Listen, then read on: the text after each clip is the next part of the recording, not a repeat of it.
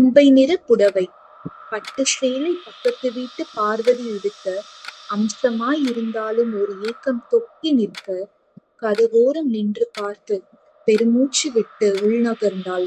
போன மாதம் கணவனை இழந்த சௌபாக்கியம். போன மாதம் கணவனை இழந்த சௌபாக்கியம்.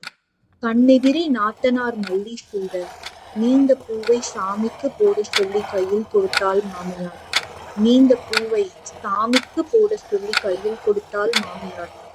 சாமி படத்தில் மல்லி, அதன் மனம் அவள் கைகளில். அழைப்பிதழ் கொடுக்க வந்தவர்கள் குங்குமச்சிமிழ் நீட்ட, பழக்க தோஷத்தில் எடுத்துக்கொண்டாள்.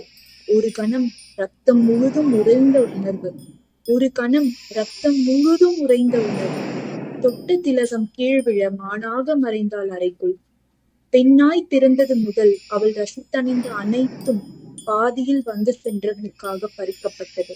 அவனால் அவனுக்காக அவள் முதலில் மல்லி சூடவும் இல்லை, திலகமிடவும் இல்லை. அவனால் அவனுக்காக அவள் முதலில் மல்லி சூடவும் இல்லை, திலகமிடவும் இல்லை.